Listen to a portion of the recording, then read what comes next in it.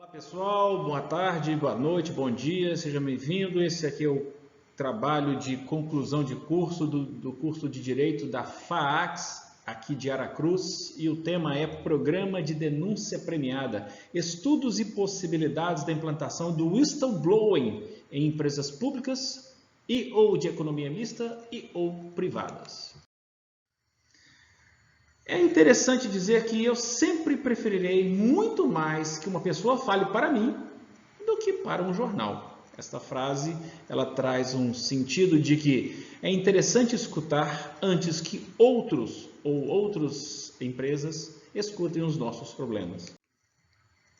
Pense, relembre e contextualize. Em sua vida profissional, servidor público, por exemplo, servidor de economia mista ou mesmo da privada, você já presenciou, por proximidade, algum indício de um ato antiético, ilícito, envolvendo alguém que você conheceu? Em recente pesquisa da Agência Brasil, 6 em cada 10 servidores já presenciaram atos antiéticos. Se esse for o seu caso de presenciar, você denunciou? Talvez sim, talvez não. Uma coisa é certa. Em nível mundial, 5% da população talvez não cometesse nenhum tipo de ato antiético. Você pode fazer o que você quiser, você pode fazer aquela pressão que você quiser, mas 5 pessoas a nível mundial não cometeriam ato antiético. Do outro lado, na parte vermelha, independente do controle que você fizer, independente da câmera que você tiver, 5% da população mundial vai, independente do controle, fazer algo antiético. Agora, 90% é susceptível à pressão ou à oportunidade. Isso vale também para a questão de denunciar. Aquelas pessoas que denunciam ou não, mesmo na presença de um ato antiético, na sua presença, na sua visão, elas podem não denunciar porque podem entender que pode se tornar um X9, ou seja, uma quebra de confidencialidade.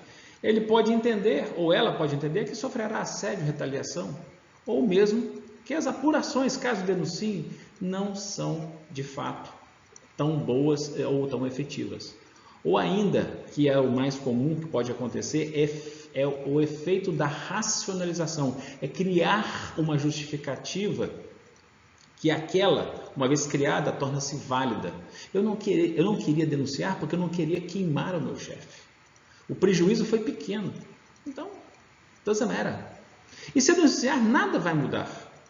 Ou seja, eu criei um raciocínio lógico para mim, como aceitável, para não denunciar.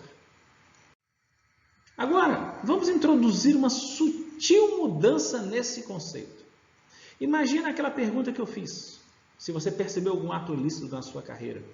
Mas imagina que aquele ato ilícito que você percebeu, de fato, ele aconteceu. Ele foi percebido.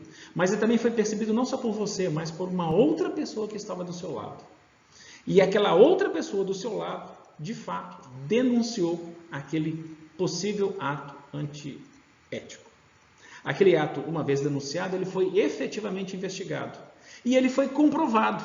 E uma vez comprovado, ele teve como efeito a recuperação de 204 milhões de reais, por exemplo, como aconteceu com a empresa, uma grande empresa no Brasil, que trouxe esse dinheiro para o seu caixa de retorno. Entenda, houve um ato ilícito, esse ato ilícito foi denunciado e teve um efeito positivo da recuperação do valor para o caixa da empresa.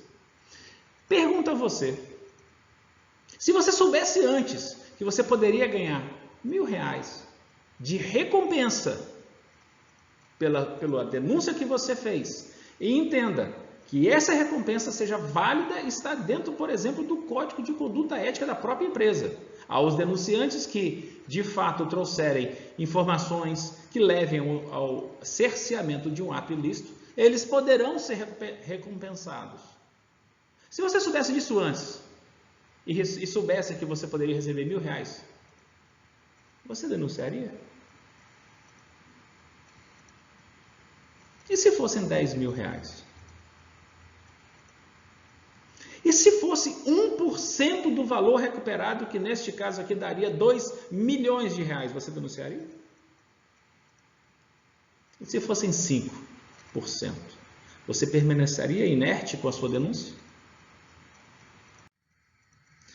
O programa de denúncia premiada consiste justamente na proposição de diretrizes a estabelecer, regulamentar e promover e controlar e dar publicidade a um programa que visa trazer recompensa para aquelas denúncias que levem ao cerceamento de um ato ilícito e possam trazer, de fato, recuperações de valores financeiros à própria empresa.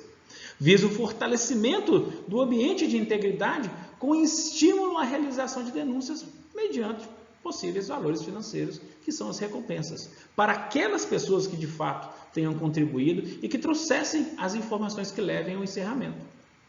E os fundamentos deste conceito já existem, na verdade, eles estão presentes na lei americana Dodd-Frank, na seção 922, que a lei é de 2010 e veio em função justamente da crise do subprime de 2008, onde informações fraudulentas foram compartilhadas com os órgãos de controle. E aí a figura central é justamente aquele cara que denuncia, que aqui é conhecido como whistleblower. Mas diferente de um conceito que já é muito conhecido aqui no Brasil, da delação premiada, a denúncia premiada, o whistleblower, a pessoa que denuncia, ela não está envolvida com o crime. Ela não está envolvida com o ato ilícito. Ela simplesmente relata o que vê, o que ela percebe. E se ela tiver algum tipo de produto que possa ainda contribuir com a investigação, melhor será. Mas ela não necessariamente precisa ter provas, ela precisa ter indícios. Ou seja, ela contribui com o fortalecimento de um sistema de integridade.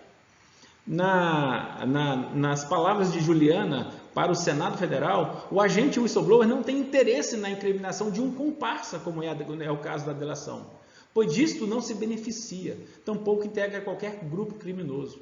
Ele é impelido por agir por razões morais diante da repugnância natural que surge da constatação de um crime, destacadamente aquele cometido em desfavor da administração pública. E aí, para contribuir ainda, não quer dizer que não necessariamente não há leis no Brasil que possam já existem para tratar atos ilícitos. Há sim um microsistema de combate à corrupção.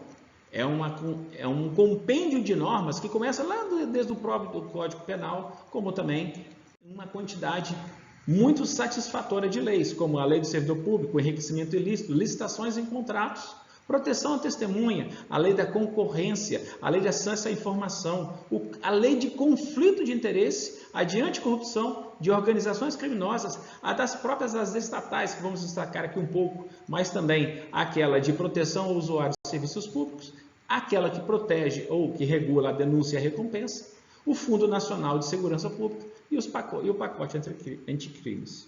Esse microsistema brasileiro de combate à corrupção possibilita, por exemplo, que a Lei 13.608 traga no seu artigo que estão autorizados os estados a estabelecer serviços de recepção de denúncias e poderão estabelecer nas formas de recompensa, poderão estabelecer formas de recompensa, uma vez da apuração de crimes contra a administração pública.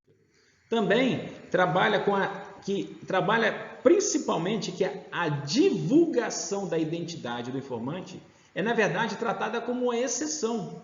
Ou seja, eu busco trazer não só o anonimato, às vezes, de uma denúncia, mas eu procuro trazer, sim, de fato, que a informação do denunciante seja conhecida, os dados conhecidos, para futura recompensa. Mas não trata, por exemplo, de que é obrigatória a divulgação explícita. É ao contrário. A norma, na sua forma originária, trata a confidencialidade e a preservação da identidade como regra, sendo a divulgação, de fato, uma exceção.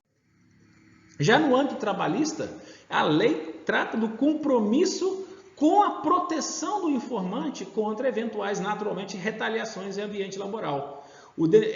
ela rege sobre a proteção do denunciante contra as ações ou omissões praticadas na forma de retaliação ao exercício último do direito de relatar. Então, por exemplo, numa eventual denúncia de um whistleblower e uma eventual ação ou omissão de um gestor público executando ou deixando de executar algo que acaba afrontando os normativos da própria lei, ou seja, ele faz uma demissão arbitrária, altera injustificadamente a função, qualquer tipo de ação ou omissão pode se transformar até na demissão do servidor público que, de uma certa forma, acaba de cometer uma falta disciplinar grave e terá configurado, portanto, um ato não desejado, um ato que afronta a própria Lei 13.608 que nós estamos tratando. E ainda, não só no âmbito trabalhista, mas no âmbito civil, este mesmo servidor público que cometeu este afronta à lei poderá, sim, ressarcir o informante, o whistleblower, que acabou tendo as suas informações divulgadas ou sofreu da retaliação, deverá sim fornecer a este o dobro do prejuízo dos danos que ele acabou tendo com essa exposição de dados. Ou seja, ainda completando, foi mais recente, no 2019, no pacote anticrime, que ela altera a lei 13.608 nós estávamos falando, e entra com seu parágrafo 3º, onde entra legalmente na legislação brasileira a possibilidade de recompensar em até 5% do valor recuperado aquelas pessoas que contribuem para o encerramento de ato ilícito na administração pública. Ainda, outro incentivo, falamos muito do microsistema de combate à corrupção e aonde é introduzido a possibilidade da recompensa. Mas também outro incentivo para você ter um programa de denúncia premiada em sua empresa. É porque, de uma certa forma, como a gente começou no início, há outros programas, justamente o americano, o programa Whistleblower americano, que já recompensou mais de $1 bilhão para whistleblowers. E aqui neste quadro você tem os 10 maiores valores pagos de forma individual.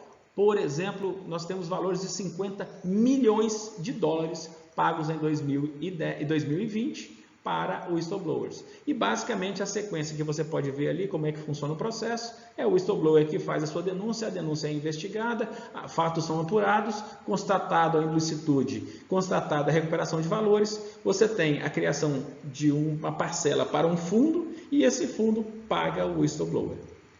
Em breves palavras, é assim que funciona o sistema americano de whistleblowing.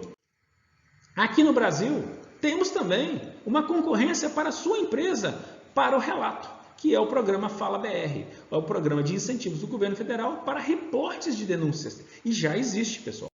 E é controlado justamente pela Controladoria Geral da União, que é o órgão governamental que é incumbido das atividades de defesa do patrimônio público, no zelo da transparência da gestão e no combate à corrupção. Esse último exercido por uma secretaria dedicada. E é justamente esse órgão central que trabalha na supervisão, bem como nas unidades de ouvidoria do Poder Executivo Federal. Os mais recentes decretos do Executivo lançaram justamente à luz a CGU como principal responsável na atuação frente aos ilícitos percebidos na administração pública direta e indireta. E aí, neste caso, não vou ler, mas basicamente são os 2 decretos, o primeiro com relação às agendas e o segundo vinculado à parte de plataforma integrada de ouvidoria. Esses 2 decretos, principalmente o último, ele trata justamente de regular como será a conexão de uma empresa pública, uma empresa de economia mista, com a própria CGU, uma vez que ela, conforme item 4 ali, ela é que vai trabalhar e adotar as medidas de proteção previstas na Lei 13.608, aquela que nós estamos discutindo aqui agora. Então, em outras palavras, na eventualidade de você ter uma implementação de um programa de recompensa na sua empresa, você cria a oportunidade inenarrável da sua própria empresa de conhecer primeiro a denúncia, possibilitando a si atuar, investigar, entender a dimensão da ilicitude e preparar todo o processo de proteção do denunciante, da própria imagem do denunciante e da empresa e da reputação da empresa. E uma vez você tendo isso, será você, empresa, junto com a CGU, em conjunto, a decisão por aplicar a eventual recompensa naquele caso específico. Então, as motivações para você implementar um programa de denúncia, de denúncia premiada dentro da sua empresa. Você busca que o direcionamento de uma denúncia seja para o seu canal e não para um canal externo, por exemplo, como é o caso do canal americano, pela lei Dodd-Frank já explicado. Outra, hoje nós já temos, baseado na lei 13.303 de 2016, nós já temos sistemas de integridade dentro das próprias empresas, como é requerido no artigo 9, parágrafo 1º. Então, ou seja, eu já tenho sistemas hoje mais maduros de sistemas de integridade. E eu tenho hoje, você consegue levar com este programa a mudança cultural e de paradigma, que o ato de denunciar é ruim. Na verdade, o ato de denunciar, desta forma, começa a ser entendido como um fortalecimento do sistema de integridade. Ao mesmo tempo, parece uma coisa diferente, mas você começa a ter uma possibilidade de sensação de vigilância constante e busca pelas irregularidades. Ou seja, na verdade, em palavras bem diretas, você pode ter a vigilância, a denúncia vindo de uma pessoa que senta ao seu lado. Então, traz uma robustez melhor até para o ambiente de forma íntegra e ética.